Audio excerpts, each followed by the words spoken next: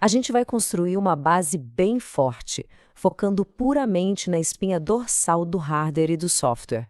Para guiar nossa jornada, aqui estão as abas de índice do nosso scrapbook de hoje. A gente vai passar por 6 grandes tópicos, rapidinho. Primeiro, o fator humano. Depois, lógica binária. A hierarquia da placa-mãe, a dinâmica da memória, cabos e energia e, por fim, a máquina do futuro. Um mapa lógico e bem direto ao ponto. Então, bora começar. Seção 1. O fator humano, ou peopleware. Quando a gente começa a mapear os conceitos essenciais da computação para colar os nossos primeiros recortes, aparece uma surpresa logo de cara. O maior risco de falha do sistema, acreditem se quiser, não é o silício. A gente tem aquela suposição natural de que a tecnologia vai falhar por causa de um limite físico ou de um algoritmo que ficou lento, né? Só que não. O maior risco atende pelo nome de peopleware. Olhem só essa pirâmide do ecossistema da computação. A gente tem lá na base o hardware estrutural, rodando o BIOS e o sistema operacional. Um pouco mais acima vem os aplicativos. Mas lá no topo absoluto de toda essa engrenagem mega complexa, está o usuário. Isso ilustra um paradoxo que é fascinante. Engenheiros passam décadas projetando arquiteturas super tolerantes a falhas nos microchips, mas no fim das contas, o sistema inteiro fica totalmente à mercê da camada humana. E para a gente visualizar bem o tamanho do problema, vamos colocar uma nota adesiva mental bem destacada aqui. O hardware é um piano de cauda perfeitamente afinado. O software é uma partitura de Mozart, mas o peopleware é o músico sentado no banco. É uma analogia fantástica. Não importa se a empresa investiu milhões em máquinas absurdamente velozes e códigos super elegantes. De nada serve a engenharia impecável desse piano todo ou a genialidade da partitura se quem vai sentar para tocar nunca viu um teclado na vida, concordam? A falta de treinamento ou até mesmo aquele excesso de burocracia nas relações humanas rotineiras acabam sucateando diariamente os hardwares e softwares mais caros do mercado. Avançando um pouco, seção 2, lógica binária e a matemática do silício. Virando a página e deixando a imprevisibilidade humana um pouco de lado, é absolutamente vital olhar para dentro da máquina e entender o chão de fábrica da tecnologia. Aqui vai aquele guia definitivo para a gente não escorregar nas provas. A intuição grita que 1 kilobyte deveria ter 1000 bytes, certo?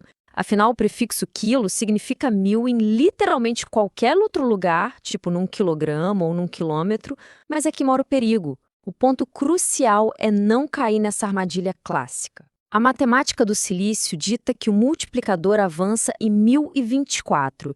E por que isso? Porque o processamento funciona em base 2, através daqueles pulsos elétricos. Os barramentos de cobre transportam dados ativando e desativando linhas. Se temos 10 linhas, são 2 elevado à 10ª potência combinações possíveis, o que dá exatamente 1024.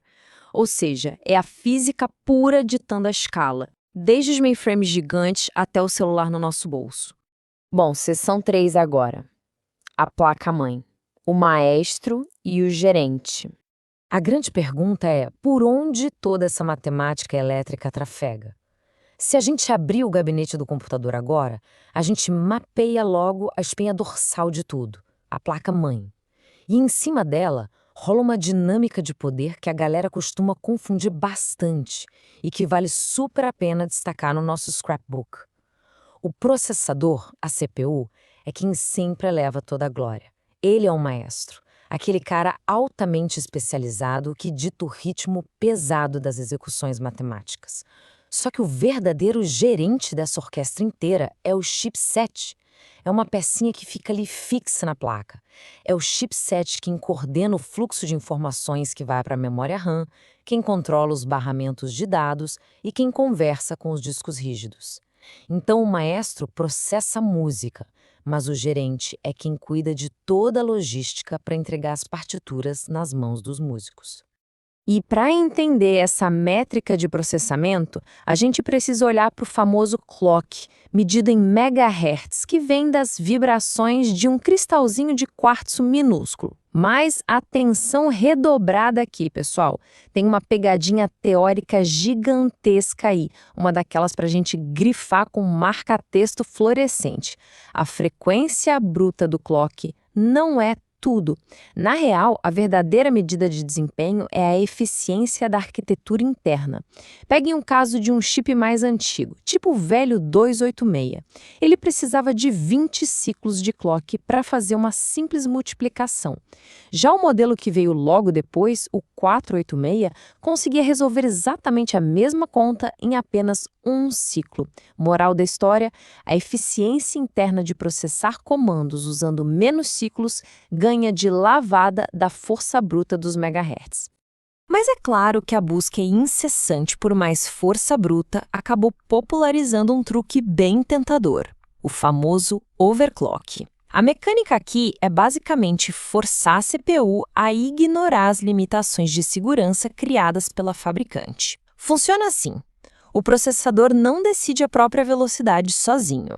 Ele pega a velocidade base lá da placa-mãe e aplica um valor multiplicador fixo em cima dela. Fazer um overclock é basicamente entrar no sistema e dar uma de espertinho, alterando esse multiplicador manualmente para tentar espremer uma potência que não está na documentação oficial do silício. Mas calma lá, a gente precisa colar um adesivo de perigo gigantesco nesta página do álbum. A literatura técnica duríssima contra essa prática em ambientes críticos. E olha, o problema não é só o computador esquentar mais ou a vida útil diminuir. O superaquecimento prolongado altera fisicamente a resistência do chip. Esse fenômeno tem até um nome: eletromigração. E é aqui que mora o maior pesadelo corporativo. O chip quase nunca derrete de uma vez. Em vez disso, ele começa a ficar instável e entra num processo terrível de corrupção silenciosa de dados. Ele começa a cuspir resultados matemáticos errados que vão se infiltrando nas bases de dados, bem quietinho. Isso causa um dano financeiro imensurável muito antes de aparecer qualquer tela de erro na cara de alguém. Beleza, mudando de assunto. Seção 4, dinâmica da memória, volatilidade e equipe técnica. Para a CPU conseguir mostrar todo aquele poder, ela precisa de uma coreografia super afiada entre aquilo que é passageiro e o que é permanente. É um contraste fascinante. De um lado da página, a gente tem a RAM. A RAM é basicamente um espaço de trabalho imediato, mas totalmente amnésico. Ela guarda informação usando uns capacitores minúsculos que, falando sério, perdem energia de um jeito absurdamente rápido. Os elétrons simplesmente vazam. Se não tiver uma corrente elétrica contínua ali, recarregando tudo milhares de vezes por segundo, a informação evapora. Já do outro lado da página, a gente tem o BIOS. Ele age como a equipe técnica do show. Antes do sistema operacional subir no palco, o BIOS vai lá, acende as luzes, liga os equipamentos e roda um teste implacável chamado POST, que serve para caçar qualquer curto-circuito e contar os pentes de RAM, tudo de forma segura e sem interrupções. Aproveitando o gancho do BIOS, tem uma anotação de rodapé fundamental aqui para a gente destruir um mito que adora cair em prova. Historicamente, o software morava nos chips chamados de ROM, e por décadas ensinaram para a gente que o que estava na ROM vinha de fábrica e nunca mais podia ser alterado. Seria estritamente somente leitura. Acontece que a engenharia precisou dar um jeito nisso. Pensem bem, para uma placa-mãe antiga conseguir reconhecer uma CPU que acabou de ser lançada, as instruções da ROM precisam mudar, certo? Então, hoje em dia, as placas usam módulos super modernos de memória flash ou EEPROM, que permitem reescrever os dados inteiros através de simples atualizações de software. A tal da ROM 100% inalterável virou coisa do passado. Chegando na reta final, seção 5, cabos, energia e alta frequência. Para visualizar as rodovias que ligam todas essas pecinhas que a gente está colando no nosso scrapbook, é preciso falar de energia e fluxo de informação. Tem um componente que dá todo o fôlego para a placa-mãe e que quase todo mundo subestima: a fonte de alimentação. Ela é a nossa grande tradutora da eletricidade. A corrente alternada que sai da tomada da parede é oscilante e violenta.